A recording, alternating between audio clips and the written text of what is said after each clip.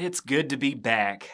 While I was away and hiding, I was reading about another privacy coin called Zcash, and there's a lot of interesting stuff to talk about. Oh, I'm so happy to be able to be back in the lab talking about cryptocurrency again. While the camping trip was technically successful in that we managed to evade capture, there were... Excuse me, sir. Do you need help with the fire? No. Well, it turns out my talents aren't particularly well suited to camping. Jack and Dave were no help. In fact, I had to detain them to bring them back to the lab. I just finished interrogating them to try and figure out what happened. I was in constant fear. Any little thing might set him off. He'd whop me with a stick or poke me with a knife. Sometimes he'd just punch me in the kidney. You'd turn around and he'd be gone, running around the woods like a wild animal. So I held the knife up to his throat, and I said, "Boy, you better learn how to start frying them eggs. I'm tired of them slimy, sloppy eggs." And then he just pooped himself and fainted. Hey, can we hurry this up? I really need to get out of these pants. I can't make heads or tails of what happened. I told them both to just get over it and get back to work. Seems like the best way to handle the situation. Since it seems like staying on the move might not be the best way to evade capture, I've started working on a cloaking device that should work just as well. But enough about that. Let's get started talking about Zcash.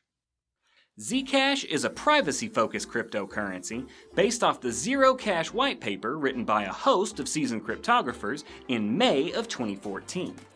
The paper begins by detailing the issues with a Bitcoin sidechain called Zerocoin that was meant to increase privacy. The main problem with Zerocoin was that it required all the parties involved to do a lot of computation, and all it would do in the end is break a chain of transactions without actually hiding the information about those transactions. It would increase your privacy, but it wouldn't give you true anonymity. The Zerocash Whitepaper proposed a new scheme, loosely based off the way that Zerocoin worked, but with a more ambitious scheme that allowed for full anonymity. It also allowed users to operate exclusively on the privacy sidechain without having to transfer back to Bitcoin. This new scheme used zero-knowledge proofs to validate all the information in the private transactions without revealing any to the validators. These proofs and the cryptographic techniques used to make them work are the foundation of Zcash. The Zerocash Whitepaper was written to be implemented as a Bitcoin sidechain. This was probably the biggest hurdle outlined in the paper though, as it would mean allowing Bitcoin to be created from spent Zerocash. This is the sort of thing that the Bitcoin community just doesn't find easy to swallow, and for very good reason. Zcash would eventually become its own currency in October of 2016 as a fork of Bitcoin's code. This means that unshielded transactions can be sent over Zcash as well. These work exactly the same as a regular Bitcoin transaction, although some upgrades that have come around since Zcash haven't been implemented, like SegWit. This allows Zcash to have all the different payment options that Bitcoin has, like pay-to-script hash and multisig, although this is only available through unshielded transactions. It also opens Zcash up to all the different things that have been implemented on Bitcoin, although several devs have made it clear that their main focus are the shielded transactions. There are two organizations that work for Zcash. First, there's the Electric Coin Company, a for-profit organization that was behind the creation of Zcash and that spearheads most of its new development. Second, there's the Zcash Foundation, a not-for-profit that handles the marketing and community organization side of things. These two teams are the recipients of Zcash's Founders Reward, a portion of the Coinbase transaction in every block that gets sent off to fund development of the coin. That is to say, every time a block is mined, the miner gets 80% of the block subsidy, while the Zcash teams get 20%. As it happens, this Founders Reward is the subject of some discussion as I record this video. Originally, the Founders Reward was meant to end after the first halving. That is, only 1/10 of the coin's total supply would be mandatorily given to the founders and its team. However, as we approached the date in question in the second half of this year, the community was asked to vote, and it was decided that the Founders Reward would be extended after rearranging the recipients and the ratios in which they received funding. As I record this, the agreement has been reached, but nothing's been formalized or implemented yet. To finish up the basics, the total supply will be 21 million units, with a new block being found every 1.25 minutes on average. Blocks have a fixed cap of 2 megabytes, with the average unshielded transaction being 500 bytes, while the average shielded transaction is 2,000 bytes according to their website. Of course, the allure of Zcash is the ability to send private transactions through the use of its zero-knowledge proofs. These proofs bearing the catchy acronym zk-SNARKs, which stands for Zero-Knowledge, Succinct, Non-Interactive Arguments of Knowledge. What a ridiculous name. All of the proofs used in Zcash are iterations on Pinocchio proofs. For those of you who are unaware, Pinocchio is the story of a sentient wooden puppet with a rare disability that prevented him from having a career in politics. You know, I was so inspired by the story of Pinocchio when I was younger that I decided I wanted to create a little wooden friend of my own. Of course, my version of Pinocchio wasn't made of wood. He was made of metal, didn't have a nasty tail, had laser eyes, and most importantly, wasn't sentient. I miss having friends that do what I tell them to do. The Pinocchio paper is a magnificent achievement of cryptography. It was originally envisioned as a way to prove that a mathematic process was performed as expected without demonstrating every step of the process, with its zero-knowledge capabilities being a side note. The idea behind these proofs is very simple. The process that is to be proven is converted into an arithmetic circuit, a sort of visualization of the different steps of a math problem. This circuit is then converted into a system of equations that represent the different wires and gates that make up the arithmetic circuit. Yet another equation exists as a check. If the process was followed properly, all the math works out. If not, you divide by 0. It's an idea so elegant and simple, you have to wonder how nobody thought of it sooner. To make this scheme zero-knowledge, all of the public values are made secret through elliptic curve math, the same way that a public key is made from a private key. There are also a number of masking values that the true numbers are multiplied by before the hidden versions are published to the blockchain. Verification is easy. The inputs to the process, or at least some of them, are public, along with the outputs. The prover provides their part of the system of equations, the part derived from running the mathematical process. The verifier makes sure that the equations hold when they fill in the blanks with the parts that they already know. The equations are verified through an operation called pairing. Pairings allow you to combine two different points on two different elliptic curves in order to get a third point that represents the product of the secret keys of the original 2 points. Essentially, it allows you to do algebra on public keys to solve the proof. This makes for a compact, quick-to-verify, zero-knowledge scheme that protects all of the information that you want kept secret. But there are issues. One is that in order to create one of these proofs, you have to do some heavy computing, the kind even a smartphone will struggle to do. And there's arguably an even bigger catch. In order to create and validate these proofs, you need to have the general structure of these equations put together and hidden ahead of time, and you need to trust whoever puts it together for you. To use these proofs, you first have to create a set of public parameters, a proving key and a verification key. These will act as an outline of the system of equations that the proof is generated from, as well as having several masking values that keep the proof zero-knowledge. The process of generating these public parameters is what's known as a trusted setup, because a dishonest generator could store the secrets and blinding factors used to create these parameters to generate false proofs. This fact is harped on endlessly by Zcash's detractors. This issue with zk-SNARKs isn't an afterthought in Zcash.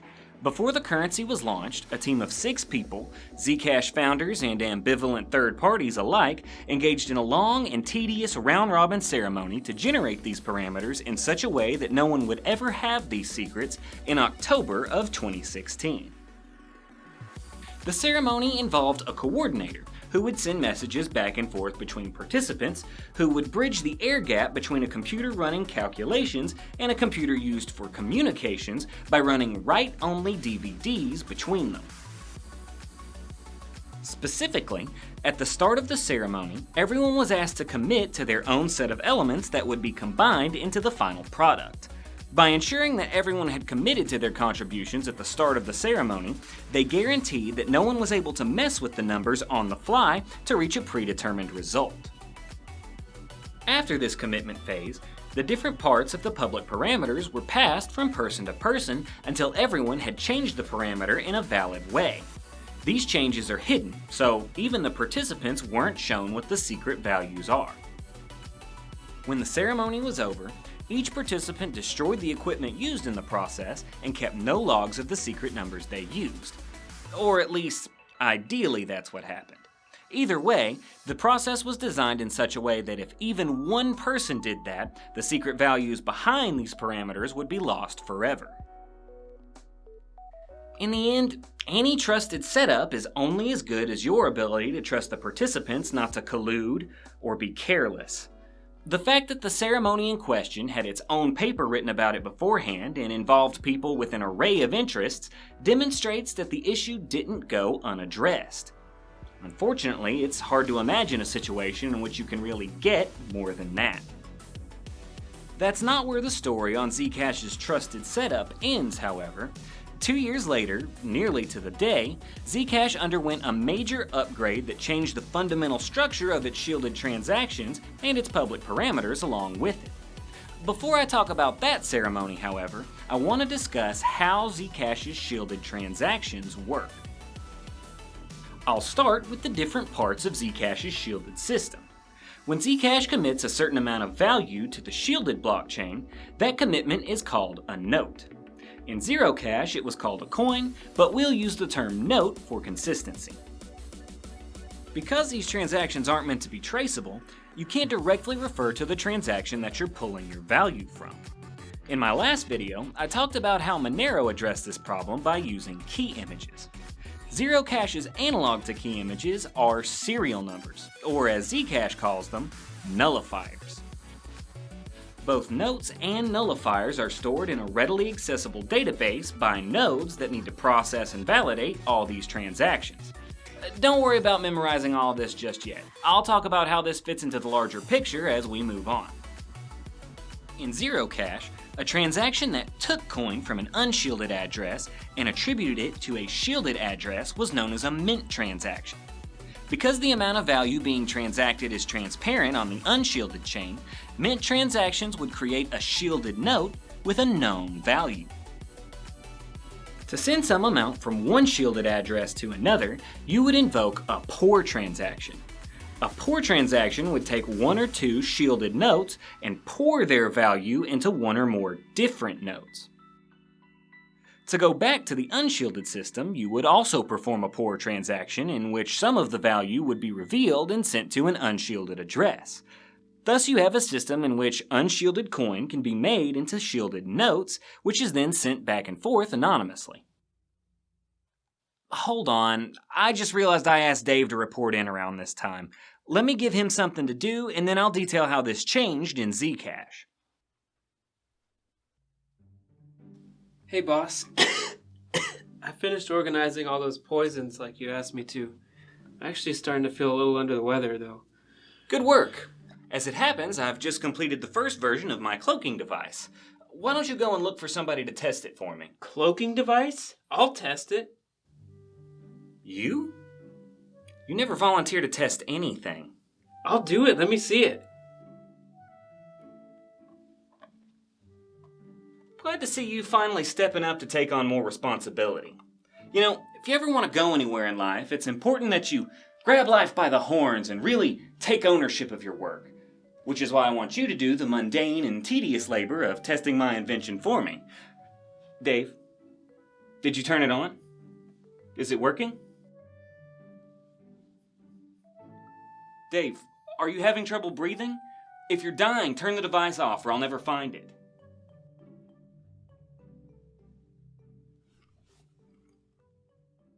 I may have made a mistake.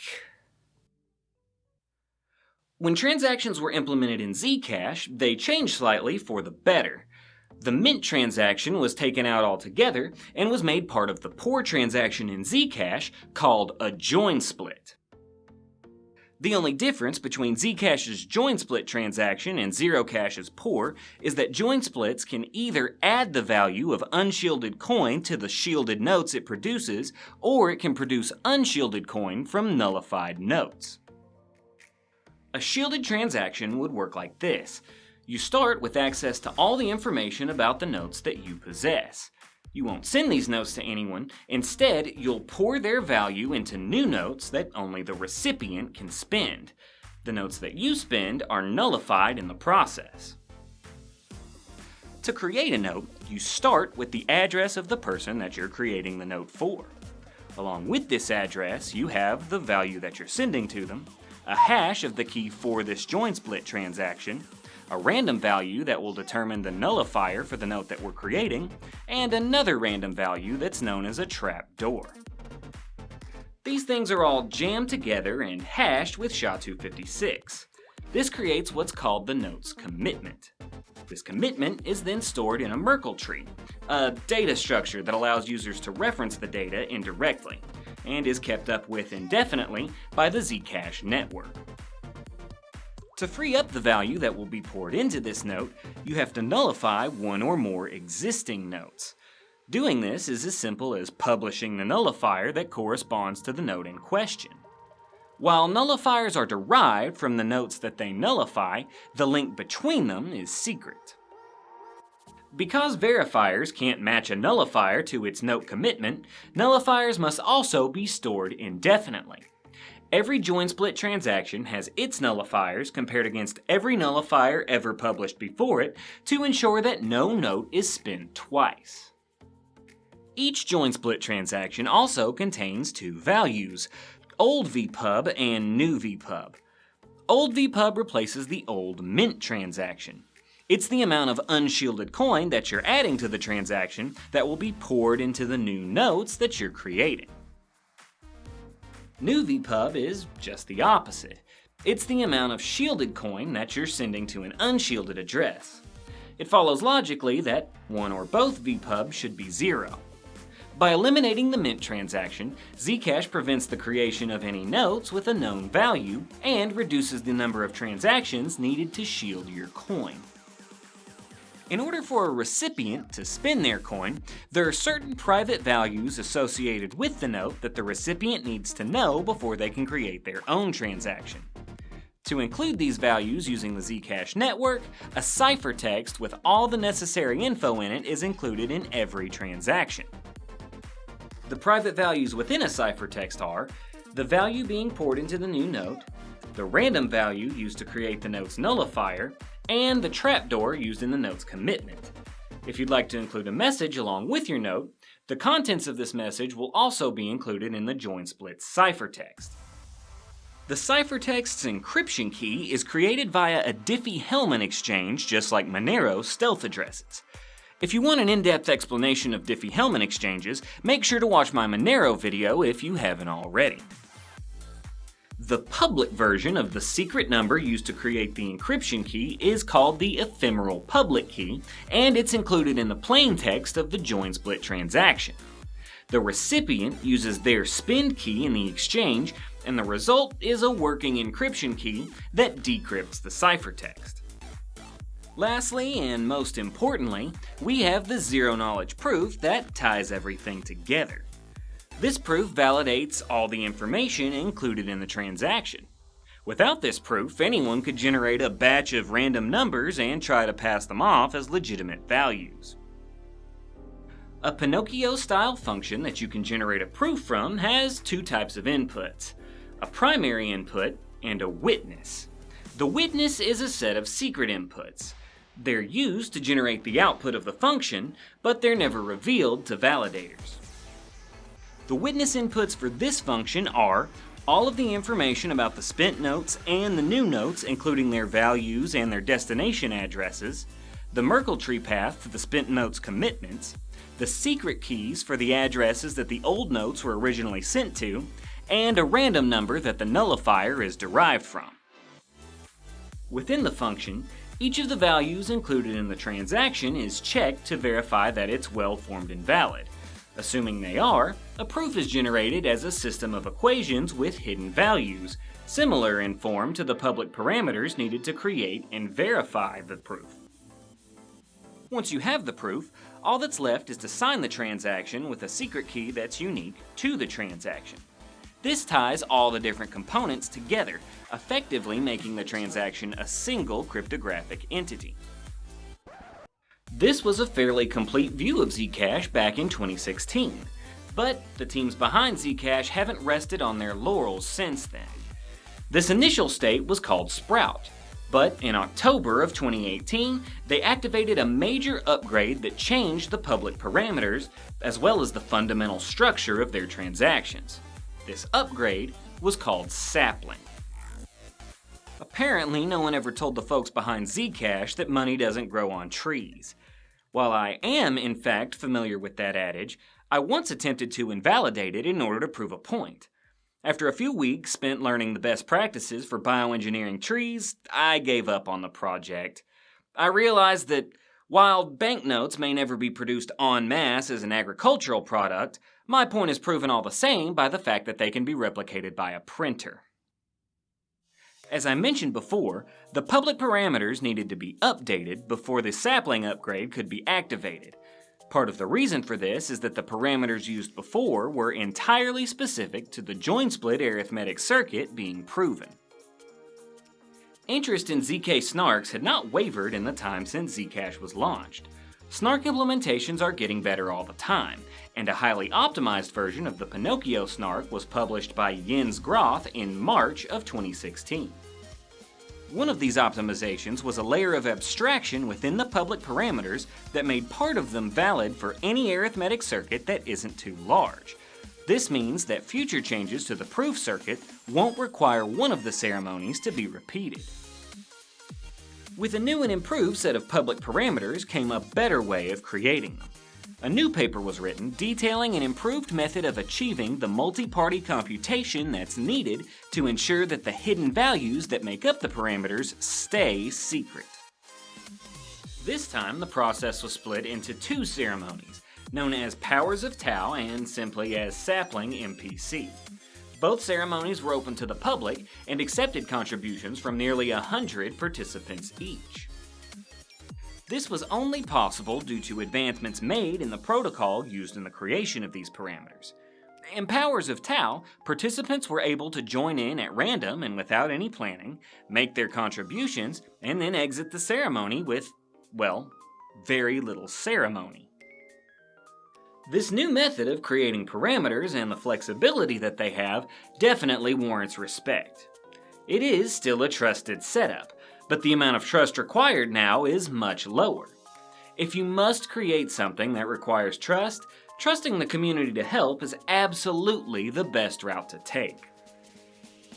With the ceremonies completed, a full set of public parameters made for the new circuits used in the Sapling upgrade were immediately released in August of 2018. Sapling itself would be released 2 months later with a new structure to its shielded transactions. The biggest change implemented in Sapling made join-split transactions obsolete. While this new transaction structure is very similar to join-splits, it separates the process of nullifying inputs and creating outputs, which allows for a lot more flexibility within transactions. Earlier, I neglected to mention that the nature of running all the inputs through a specific function in order to acquire a zero-knowledge proof meant that any given join split could only have up to 2 input notes and 2 output notes. If more were needed, multiple join splits would be chained in one transaction. Sapling's main change means that transactions are flexible enough to accept any number of notes as inputs and outputs without having to chain join splits together. This helps Zcash's ability to scale, as well as simplifies the structure of transactions as a whole. Before we dive into the specifics of the changes to shielded transactions, let's talk about the other changes made in Sapling. One big change was the move away from using SHA-256. Most of the random functions and commitment schemes in Sprout use SHA-256. All of these schemes were changed to use Blake hashes in Sapling. Another major change in Sapling is the use of a new set of elliptic curves that have been optimized for use in arithmetic circuits, thus improving efficiency for use in zk-SNARK proofs. Because the Zcash community seems intent on making me say silly nonsense words, the name of the main curve is Jub. Like SHA-256, the old set of elliptic curves are no longer used, even outside of the arithmetic circuits that Zcash uses for proofs. Even join split transactions that are sent after the Sapling upgrade should be using Groth-style snarks, even though join splits are obsolete. There were several different types of keys added as well. Most of these keys exist so that proofs can be created on a device separate from the one that stores the keys. This is most useful in the case of hardware wallets, which don't allow keys to leave the device, but lack the computational ability to produce proofs themselves. New keys include the spend authorization key and the proof authorization key, which are derived from the user's spend key via Blake hashes. Both of these keys have public versions which can be given to a third-party prover to allow them to create proofs for you. An outgoing view key can also be derived from the user spend key, granting auditors the ability to identify shielded transactions that you've sent. An incoming view key can be derived by combining the public versions of the spend and proof authorization keys. Finally, addresses are derived from the incoming view key and a random diversifier. This allows for the creation of multiple addresses from one spend key, similar to the functionality of an HD wallet. While the diversifier is part of the posted address, it doesn't reveal the base address. The change to transactions separates inputs, spending old notes, and outputs, creating new notes. Now, each note is spent separately, with each spend description containing its own proof. Outputs, similarly, utilize their own proofs and are also self-contained. This introduces a problem. In a join split, a transaction's outputs were shown to be equal to its inputs within the circuit producing the proof.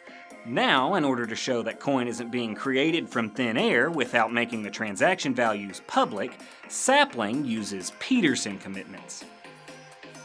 Like Diffie-Hellman exchanges, Peterson commitments were covered in detail in my Monero video. If you're interested in the details of those, go watch that. One difference, however, is that range proofs aren't needed in Zcash because you can check that note values are non-negative in the proof circuits for both statements. Each spend statement extracts the value from one note and adds that value to the Peterson commitment. You can have as many spend statements in a transaction as are necessary. The Peterson commitment will commit to whichever VPub value is relevant. The spend proof's primary input includes this hidden value that's added to the Peterson commitment, the note's nullifier, and a randomized version of the public spend authorization key.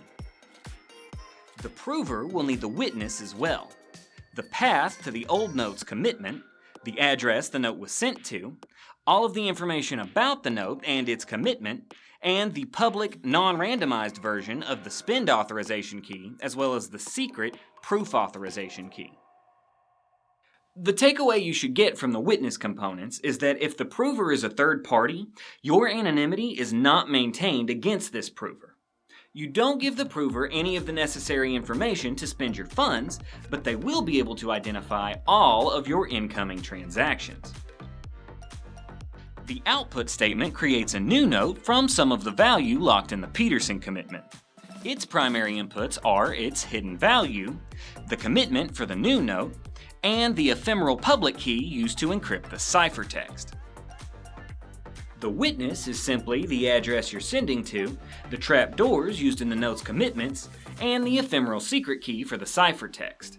As with spend statements, the prover will know the destination address, and you can include as many outputs in your transaction as necessary. An auditor possessing your incoming view key would not only be able to see any notes that were sent to one of your addresses, they would be able to create addresses for you if they chose. Likewise, the outgoing view key would allow them to see any notes that you create to be compatible with it. That more or less covers the changes in the protocol that Sapling introduced. The Blossom upgrade implemented since then was minor and mostly included tweaks. Now, there's one last thing to cover before I go and try to track Dave down. A paper about an advancement called Halo detailing a method to create a proof of proofs was published recently. That is, a proof that convinces a verifier that a set of proofs are all valid. This means validating a blockchain without downloading and verifying every part of it. This would be big for things like SPV wallets. My issue with Halo is a somewhat humbling one. I've read through the paper 4 or 5 times now, and while I understand all the mathematical manipulations being performed, I've never once come away from the paper with an understanding of how it makes a proof of proofs. Either way, the paper has yet to be peer-reviewed by proper cryptographers, and the team behind it has indicated that they're not quite done with it yet. Whatever this advancement means for Zcash, it's likely a year away at least. That should wrap it up for Zcash.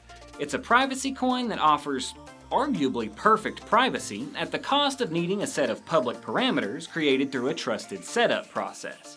Additionally, the proofs used in its shielded transactions require such heavy computation that mobile devices in third world countries won't be able to create them for a long time. Like with Monero, Zcash has promising advancements on the horizon that should help with its biggest weakness, scaling.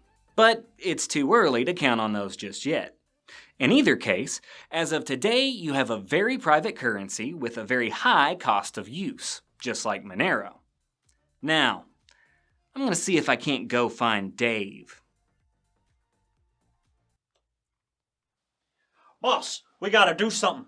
This place is haunted. Jack, I really don't have time for this right now. Last I checked, there was about a day's worth of maintenance that needs to be done on the Zeppelin, and you're the one that's supposed to be doing it. That's just it. I was replacing some worn out parts on the Zeppelin's fuel regulator. Anytime I get all the work done, I'd turn around and it had all been undone. Have you been drinking on the job again? No, not as much. But get this. I'd go and leave my tools down on the table, and the next thing you know, they hit me in the back of the head. I'm telling you, this place is haunted. That's very interesting, actually. Tell me, when you turned around, did you see anything? Any shimmering effect or light distortion? No, nothing. And get this. Sometimes when these things would happen, I'd swear I could hear laughter. Interesting. Have you seen anything floating around? Have you seen him pick anything up? The ghost? I don't know. And I'm not so sure it's a boy. Had a very feminine laugh. Oh, boss, did you see that? Them ghosts just bopped me. Objects held don't disappear. Excellent. Come on, boss. We gotta bust this ghost. Huh? Oh, yeah. I'm gonna get right on that. I'm just recording some data first. Tell me, has the hair on your arms risen at any point? Like from a static field? Just standing here, I'm getting goose pimp or something awful. Hey, watch it, Casper. Sorry. It's sad! This thing works great. Tell me, have you experienced any side effects from the device? Headaches, nausea? When you pee, does it come out cloaked or uncloaked? No side effects, but watch this. Oh, it's a purple nurple from beyond the veil! Shirt doesn't cloak when handled by a cloaked assailant. Perfect.